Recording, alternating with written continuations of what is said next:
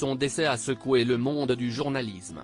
Clémentine Vergnaud, 31 ans, a poussé son dernier soupir le 23 décembre dernier, succombant à un cholangiocarcinome, un cancer des voies biliaires rare et agressif.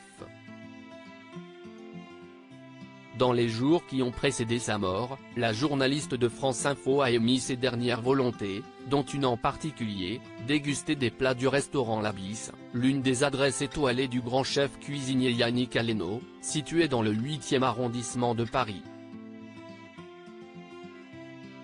Invité sur le plateau de Laurent Delahousse dans 20h30 le dimanche ce 28 janvier, la star des fourneaux en a dit un peu plus sur ce beau geste pour combler l'un des rêves de la jeune femme.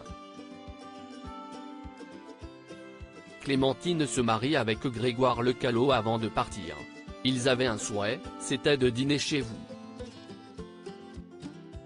Vos cuisines ont préparé ce repas pour elle et lui à l'hôpital, a commencé Laurent Delahousse, après avoir diffusé un extrait poignant du podcast qu'elle tenait la France Info. FR, intitulé Ma vie face au cancer, le journal de Clémentine, dans lequel elle exprimait ses craintes face à la mort.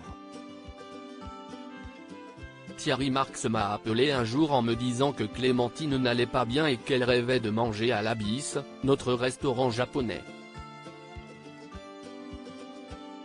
On a mis tout le restaurant à sa disposition.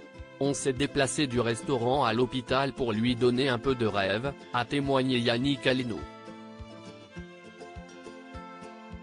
Supérieur à photo, Claudia Tagbo, Michel Siemès, Clémentine Célarié.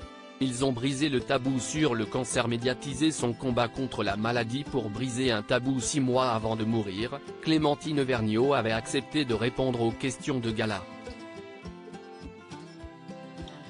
FR concernant sa maladie.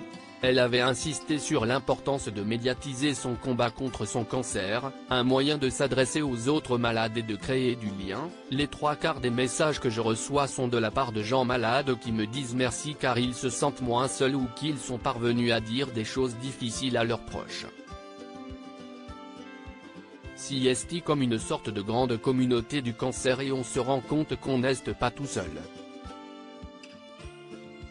Ce partage d'expérience est très important. Beaucoup me disent qu'ils ont ressenti les mêmes choses. La journaliste avait conclu en expliquant qu'il y avait le tabou de la mort, car les gens n'osent pas en parler. Chez certains, il y a encore un voile sur le sujet de la maladie, globalement.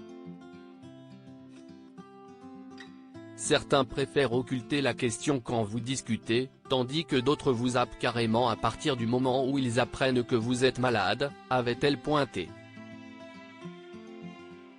Crédit photo, Max Pipipi Radio France.